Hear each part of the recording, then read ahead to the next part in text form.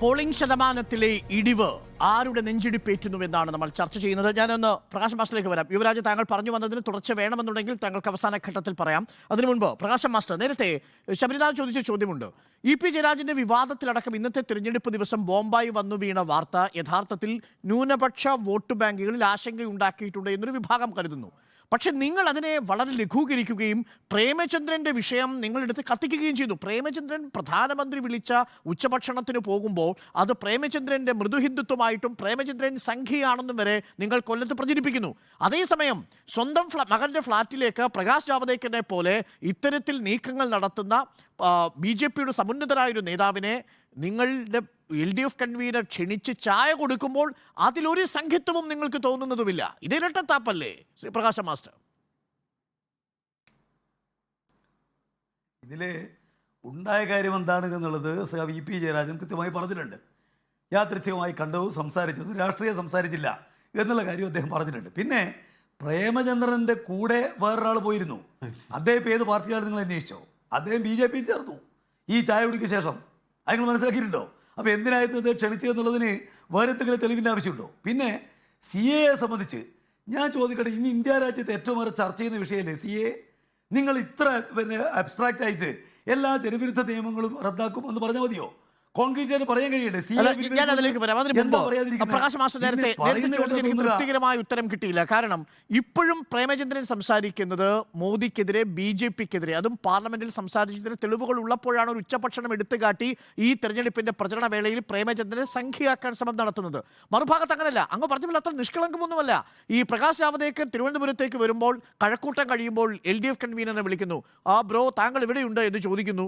ഞാൻ ആക്കുളത്താണെന്ന് പറയുന്നു. ഞാൻ ആ വഴിയെ വരുന്നത്, ഒരു ചായ തരാമോ എന്ന് ചോദിക്കുന്നു. പിന്നെന്താ വന്നാൽ ചായ തരാമെന്ന് പറയുന്നു. അങ്ങനെ ആക്കുളത്തെത്തി ചായ കുടിക്കുന്നു, ലുലു മാൾ കാണുന്നു, ഈ തടാകം കാണുന്നു. കൊള്ളാമല്ലോ, സുന്ദരമായ സ്ഥലമാണ് കേരളം എന്ന് പറയുന്നു. എന്നാൽ ഞാൻ പോകട്ടെ എന്ന് പറഞ്ഞു പോയതല്ല. അങ്ങനെ ചായ കുടിക്കാൻ വേണ്ടി പ്രകാശ് ജാവദേക്കറിന് വരാവുന്നൊരു സ്ഥലവുമല്ലല്ലോ ആക്കുളത്തെ ഈ മകന്റെ വീട്. അപ്പോൾ ഇതിന് മുന്നിൽ ചില കൂടിയാലോചനകൾ നടന്നിട്ടുണ്ട് ഈ വീട്ടിലേക്ക് ക്ഷണിക്കാൻ. ക്ഷണിച്ചപ്പോൾ അവർ നടത്തിയ സംഭാഷണം എന്തെന്നുള്ളത് മാത്രമേ ഇനി പുറത്തു വരാനുള്ളൂ. എത്ര ന്യായീകരിക്കുമ്പോഴും പ്രകാശ് ജാവദേക്കറുമായി നടത്തിയ കൂടിക്കാഴ്ച ഇന്നത്തെ ദിവസം E.P. ജയരാജന് സമ്മതിക്കേണ്ടി വന്നു. അതാണ് നേരത്തെ ശബരിനാഥ് പറഞ്ഞതുപോലെ. ഇല്ലെങ്കിൽ ചിത്രങ്ങൾ പുറത്തു വരും. അത് ഭയന്ന് E.P. ജയരാജൻ സമ്മതിക്കുകയായിരുന്നു. അത് സമ്മതിക്കണം സാർ. അങ്ങനെ ഒരു ജാഗ്രതക്കുറവ് LDF കൺവീനറുടെ ഭാഗത്തുനിന്നുണ്ടായി. ഇത് സമ്മതിക്കുകയല്ലേ വേണ്ടത്? അല്ല, അതില് നിങ്ങൾ ഈ തെരഞ്ഞെടുപ്പ് കാലത്തിന്റെ അവസാന ഘട്ടം നിങ്ങൾ മനസ്സിലാക്കണം. രാഷ്ട്രീയ രംഗത്ത് ഞങ്ങൾക്കറിയാം, ഇവിടെ ന്യൂനപക്ഷ വിഭാഗങ്ങൾ നല്ലതുപോലെ ഞങ്ങളുടെ കരുത്ത് ഇടതുപക്ഷമാണ്, CPM ആണ് എന്ന് ചിന്തിച്ച് വർദ്ധമാനമായ രൂപത്തിൽ മുന്നോട്ടേക്ക് വരുന്നൊരു നില ലീഗിൻ്റെ പ്രവർത്തകന്മാർ പോലും അക്കൂട്ടത്തിലുണ്ട് എന്നുള്ളത് ഞങ്ങൾ കാണുന്നുണ്ട്. അങ്ങനെ ഒരു നിലയെ മറികടക്കാൻ എന്താണ് കാര്യം എന്ന് ആലോചിച്ചപ്പോഴാണ് ഇങ്ങനൊരു വിഷയം വരുന്നത്. ഞാൻ ചോദിക്കട്ടെ, എന്തുകൊണ്ട് ഈ കാര്യം നേരത്തെ ഉന്നയിച്ചില്ല? നമുക്ക് തെരഞ്ഞെടുപ്പിന് 10 മണിക്കൂർ മുമ്പ് ഇത് ഉന്നയിക്കുന്നതിന് എത്രയോ സന്ദർഭങ്ങളിൽ പറഞ്ഞു. എന്നെ വന്ന് കണ്ടിട്ടുണ്ട്, പ്രകാശ് ജാവദേക്കർ ചായ കുടിച്ച് പോയിട്ടുണ്ട്. ഒരിക്കൽ പോലും വിവാദം വന്ന അല്ല, വിവാദം വന്നാലേ മറുപടി അറിയാം. ചോദ്യമില്ലാതെ അതെങ്ങനെ അങ്ങനെ പറയാൻ കഴിയുന്നത്? വിവാദം വന്നാൽ മറുപടി അറിയാമെന്നല്ലാതെ വിവാദത്തിന് മുമ്പേ മറുപടി അങ്ങനെയുണ്ടോ? നിങ്ങൾ ചോദിക്കുന്ന ചോദ്യത്തിന് ഞാൻ മറുപടി അറിയും. ചോദ്യം ഇല്ലാതെ എനിക്ക് മറുപടി അറിയാൻ കഴിയുമോ? അതെന്തൊരു ചോദ്യമാണ്? ഇന്നലെ 10 മണിക്കൂർ മുമ്പ് നിങ്ങൾ ഉന്നയിക്കുന്നതിന് സാങ്കത്യം എന്താണ്? കോൺഗ്രസും BJPയും ഒരുപറ്റ മാധ്യമങ്ങളും ഇത് ഉന്നയിക്കുന്നത് വ്യക്തമായ കാര്യമാണ്. ഇടതുപക്ഷത്തിന് നല്ലതുപോലെ മുന്നേറ്റം ഉണ്ടാകാൻ പോകുന്നു.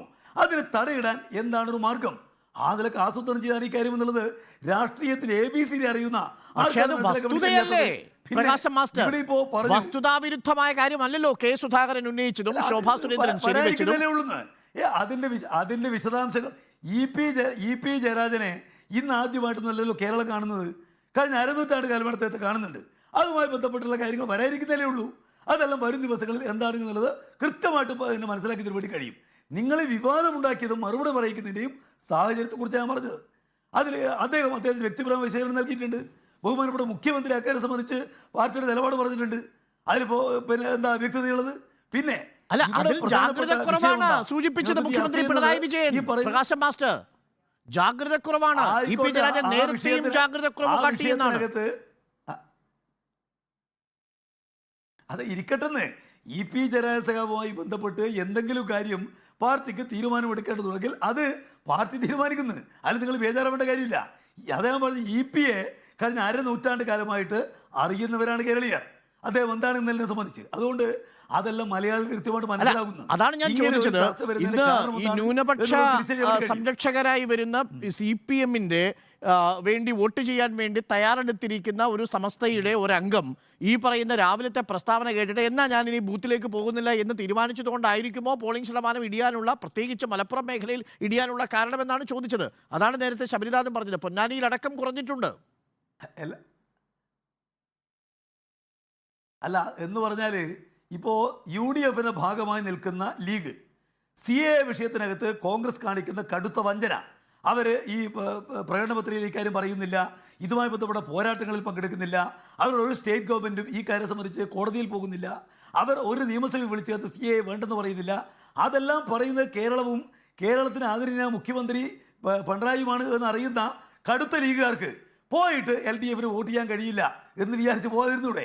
ഓക്കെ, ശരി ശബരിനാഥ്, വളരെ പെട്ടെന്ന് മറുപടി. എനിക്ക് സമയം കുറച്ചേ ഉള്ളൂ. ഒരൊറ്റ കാര്യം കൂടി. ആലപ്പുഴയിൽ നിങ്ങളുടെ AICCയുടെ സംഘടനാ ചുമതലയുള്ള ജനറൽ സെക്രട്ടറി മത്സരിക്കുന്ന ആലപ്പുഴയിൽ കഴിഞ്ഞ തവണത്തെ അപേക്ഷിച്ച് ഏകദേശം 5% കുറവാണ് പോളിംഗിൽ രേഖപ്പെടുത്തിയിരിക്കുന്നത്. 4% കുറവാണെങ്കിലും KC വേണുഗോപാൽ വന്നിട്ടും ആലപ്പുഴയിൽ തരംഗമില്ല എന്നല്ലേ അത് സൂചിപ്പിക്കുന്നത്?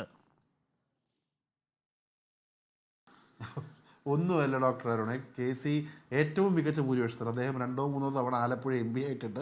അതിനേക്കാളും വലിയ ഭൂരിപക്ഷത്തിൽ ശ്രീ KC വേണുഗോപാൽ അവിടെയുള്ള 7 അസംബ്ലിയിൽ ലീഡ് ചെയ്ത് ഏറ്റവും മികച്ച ഭൂരിപക്ഷത്തിൽ വിജയിക്കാൻ പോവുകയാണ്. രണ്ടാമത്തെ കാര്യം, എനിക്കൊറ്റ കാര്യമേ മാഷിന് ചോദിക്കണം. മാഷിൻ്റെ വീട് അഴീക്കോടാണ്. നാളെ ഈ ജാവദേക്കർ തിരുവനന്തപുരത്ത് കിടന്ന് കറങ്ങി അദ്ദേഹം കണ്ണൂരിൽ നിന്ന് പോകുന്ന വഴിക്ക് അങ്ങയെ വിളിച്ച് അഴീക്കോടുള്ള അങ്ങയുടെ വീട്ടിൽ കയറി ചായ കുടിക്കാനും അല്ലെങ്കിൽ ചോദിച്ചാൽ അങ്ങ് സമ്മതിക്കും? അത് പറഞ്ഞാൽ മതി. ഇപ്പം അങ്ങ് പറഞ്ഞെങ്കിൽ അങ്ങനെ പോകുന്നതിന് കുഴപ്പമില്ല, ജാഗ്രത മതി എന്നല്ലേ. നാളെ കണ്ണൂരിൽ നിന്ന് അദ്ദേഹം പോകുന്ന വഴിക്ക് ഹൈവേ ചായ കൊടുക്കാൻ തയ്യാറാണോ? ചായ കൊടുക്കാൻ തയ്യാറാണോ? ചോദിക്കുകയില്ല. ഇപ്പോ നിങ്ങൾ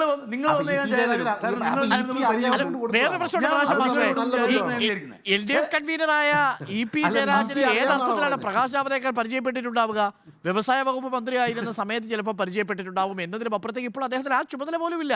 BJP നേതാവുമായി സംസാരിക്കേണ്ട ഒരു ചുമതലയും ഇല്ലല്ലോ അദ്ദേഹത്തിന്. അത് അദ്ദേഹത്തോട് ചോദിച്ചാൽ മതി. ഞാൻ പറഞ്ഞത് ഇവിടെ ഇപ്പോൾ പരസ്പരം ആളുകൾ പരിചയപ്പെടുന്നതിനിപ്പോൾ ഇന്ത്യയിലാകെ അറിയപ്പെടുന്ന നേതാവാണ് EP ജയരാജൻ. അദ്ദേഹം പാർട്ടിയുടെ കേന്ദ്ര കമ്മിറ്റി അംഗമാണ്.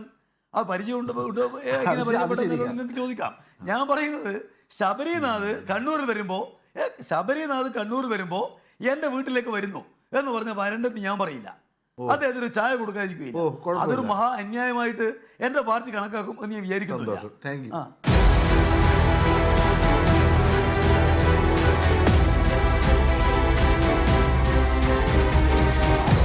Debate with Arun Kumar.